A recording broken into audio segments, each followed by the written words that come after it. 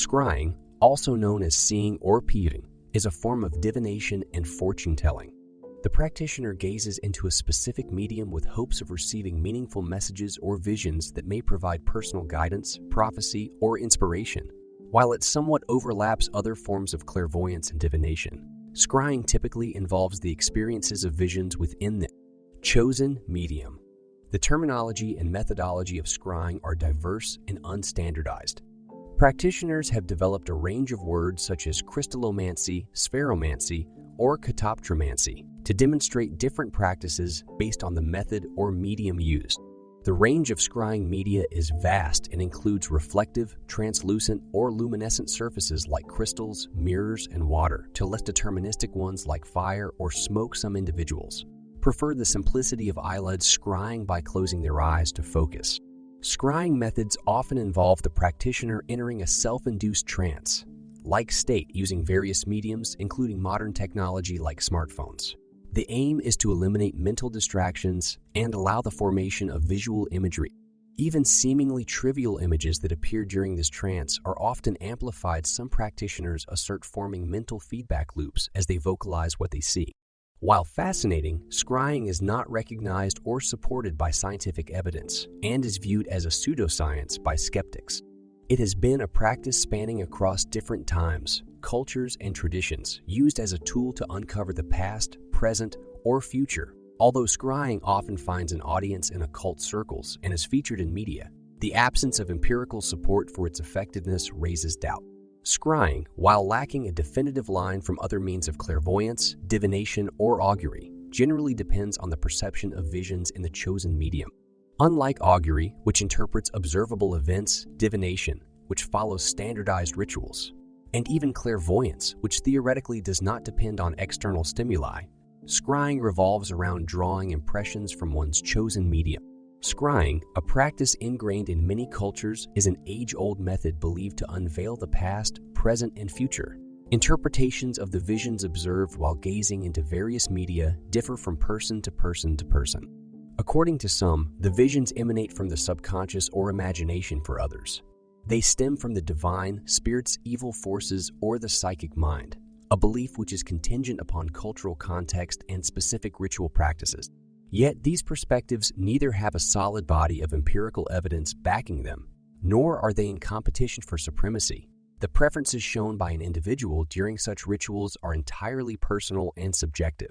The choice of the medium for scrying is extremely varied, ranging from luminescent surfaces or objects such as crystals, stones, and glass, to reflective surfaces, water bodies, and even the flicker of fire or swirls of smoke. There's no set rule for a scryer's preference. For some, it can even be as abstract as visions seen in pitch blackness, clear sky, clouds, shadow figures on walls and ceilings, or the pretty patterns of light against pond beds. A few scryers might prefer glowing coals or shifting mirages, and some may even resort to eyelid scrying, envisioning images from the insides of their closed eyes.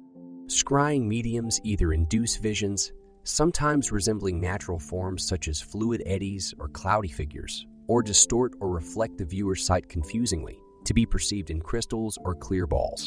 These beliefs have often been subjected to skepticism, as evoked in Hamlet III. In some scenarios, scrying includes reaching a trance-like state self-induced, or with the assistance of mediums including crystal balls or newer technologies like smartphones. While some compare the feeling experienced during scrying to a drug-induced state, some refute any relation with drug use, arguing it invalidates any visions perceived.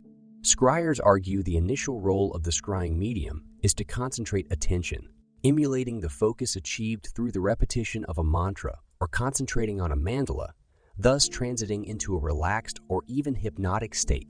They begin to associate freely with the perceived images. Once this elevated level of concentration is reached, the technique of acknowledging aloud the trivial or seemingly unconnected images seen leads them to a deeper trance state.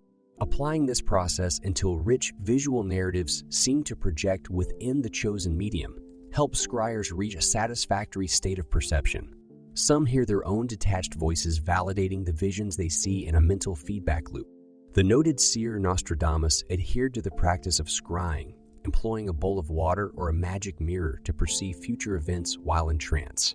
The Scrying, an epic Persian tale chronicling the historical and mythological aspects of ancient Persia, tells of an artifact known as the Cup of Jamshid, supposedly used by ancient kings to peer into the 7 layers of the universe. This cup was rumored to hold the elixir of eternal life, however. How it related to its fabled divination properties remains unclear. The 19th century saw the birth of the Latter-day Saint movement, spearheaded by Joseph Smith, who claimed supernatural insights derived from reflections within special stones.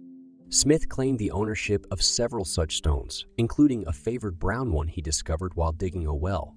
The stones were applied in treasure hunting adventures and in translating the golden plates that reportedly house the content of the Book of Mormon. Folklore, superstition, and traditional tales abound with practices mimicking scrying and ritualistic magic. A common practice among young women, often performed in a darkened room on Halloween, was to peer into a mirror in hopes of glimpsing their future husbands or the grim figure of death if they were to remain unmarried. Similar tales wherein individuals gaze into mirrors in shadowed rooms, such as the Bloody Mary tale, were often used as bravery tests against malevolent entities, providing thrill with a built-in escape route should the visions become too terrifying.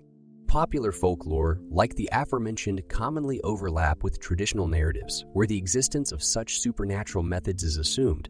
This is evidenced in the Snow White fable, where the envious queen inquires to a magical mirror about the fairest in the kingdom.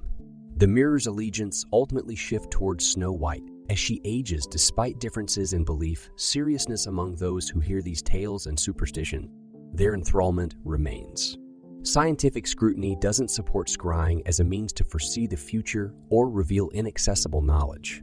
It's considered by critics as a form of pseudoscience, with skeptics attributing it to delusions or wishful thinking.